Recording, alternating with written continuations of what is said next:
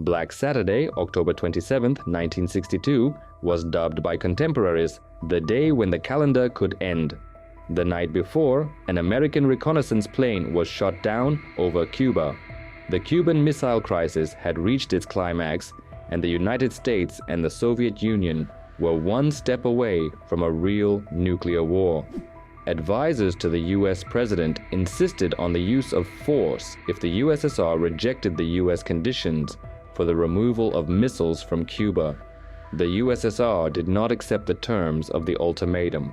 The whole world watched the negotiations between the Soviet and American leaders, but even they did not know that at that moment, in the depths of the Caribbean Sea, one man was fighting for common sense and even for all of humanity.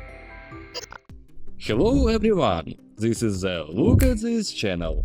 Today we have a very interesting story to tell you. So, please subscribe to the channel, thumbs up, and let's go.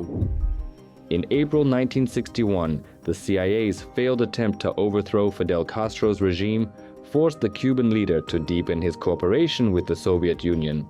On October 14, 1962, an American spy plane discovered and photographed a Soviet missile base in Cuba.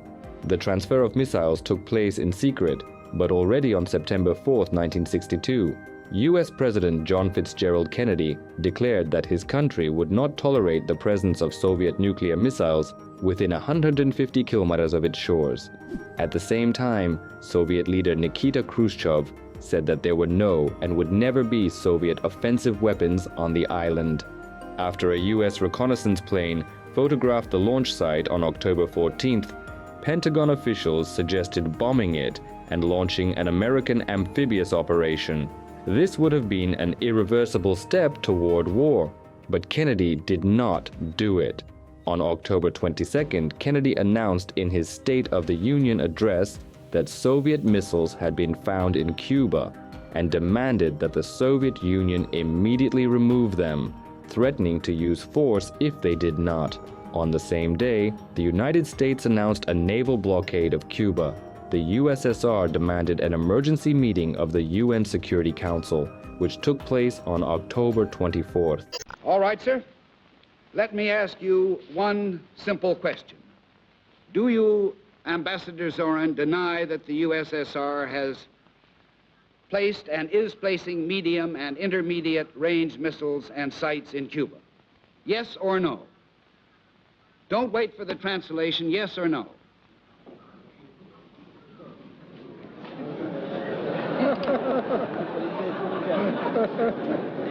Я не нахожусь в американском суде. I am not in an American courtroom, sir, and therefore I do not wish to answer a question that is put to me in the fashion in which a prosecutor does. In due course, sir, you will have your reply. At the same time, Nikita Khrushchev sent Kennedy the following response. Mr. President, imagine that we set you the same ultimatum conditions as you have set us with your actions. How would you have reacted? You would have been outraged by such measures on our part. It would be understandable for us. The Soviets offered the United States a commitment not to invade Cuba, and in return, the Soviet Union was ready to withdraw its missiles from Cuba. This was the first step toward restoring peace. However, from the first days of the escalation of the crisis, along with the naval blockade, American reconnaissance planes began to fly over Cuba frequently. On the night of October 27th, one of these planes was shot down. Thus began the Black Saturday for the whole world. The world was 2 days away from nuclear war. It was after this period that President Kennedy decided to bomb Soviet bases. On the first day of the operation, 1080 sorties were planned. At the same time, there was a group of Soviet submarines underwater off the coast of Cuba. They left their bases for the Caribbean Sea on October 1st, before the crisis reached its peak and the United States launched a naval blockade of Cuba. To avoid giving themselves away, they could neither resurface nor contact Moscow. The crew could only wait.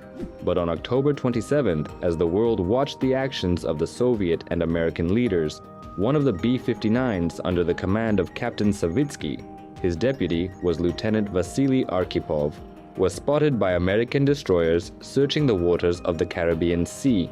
During the Cuban Missile Crisis, the U.S. Navy received a special order from the Secretary of Defense. The order was that if an unidentified submarine was detected, American sailors were to raise it to the surface and reveal its identity. Captain Savitsky refused to surface, and U.S. destroyers began dropping depth charges near the submarine. The U.S. Navy, which attacked the detected submarine, did not even suspect that they were dealing with an enemy with nuclear weapons.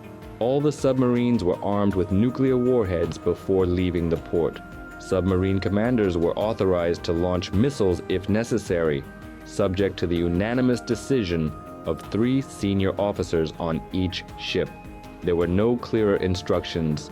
The bombs fell a few meters from the submarine's hull, preventing Savitsky from contacting Moscow and maintaining constant communication with other submarines. As communications officer Vladimir Orlov, who was aboard the B-59 in October 1962, later recalled, "It was like being in an iron barrel and someone was constantly hitting you with a hammer." Savitsky assumed that the war had already begun. Exhausted from the long dive and the bombing, the crew demanded a retaliatory attack. Savitsky decided to launch a missile with a nuclear warhead. "We will blow them up, we will all die, but we will sink all their ships," he said. The deputy commander for political affairs supported his decision. Launching the missile required the consent of the third and final officer, Vasyl Arkhipov. He was categorically against it. On board the submarine, surrounded by exploding depth charges, Vasyl Arkhipov changed the mind of his commanding officer, submarine commander Savitsky. Instead of firing nuclear torpedoes, the submarine signaled, "Stop the provocation." The situation was calmed, and the B-59 began to surface. The American destroyers did not harm the submarine. Throughout the day, on October 27th, it remained in their line of sight, but kept at a distance. And on the night of October 28th, Nikita Khrushchev's speech was transmitted to John Fitzgerald Kennedy in plain text. It read, "We agree to remove from Cuba any property that is considered offensive. We agree to do so and to declare it to the United Nations. Your delegation makes a statement that, because of the unrest and concern of the Soviet state, the United States will also remove similar munitions from Turkey. Let your country and we agree on the time frame necessary to accomplish this. The members of the UN Security Council can then monitor the fulfillment of the commitments made." On the same day, the Soviet leadership received a response from Kennedy. "We welcome the statesmanlike and wise decision of Chairman Khrushchev to stop the construction of bases in Cuba, dismantle offensive weapons, and return them to the Soviet Union under UN supervision. This is an important and constructive contribution to peace." In conclusion, the US president expressed hope that governments around the world will pay attention to the urgent need to end the arms race.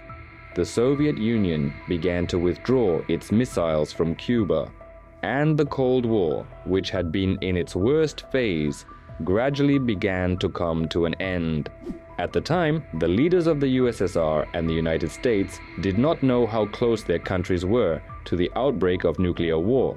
Archipov's actions remained secret for a long time, but in 2002, at a conference dedicated to the 40th anniversary of the incident, former US Secretary of Defense Robert McNamara, who ordered all unidentified submarines to the surface during the Cuban Missile Crisis, unexpectedly stated that nuclear war was much closer than was believed at the time.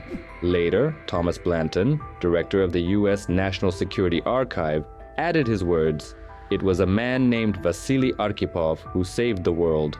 After returning from the voyage in October 1962, Arkhipov continued his service in the Navy. In 1981, he was promoted to Vice Admiral and retired from the reserve. In 1998, Vasily Arkhipov died in Kupavna, near Moscow, at the age of 72.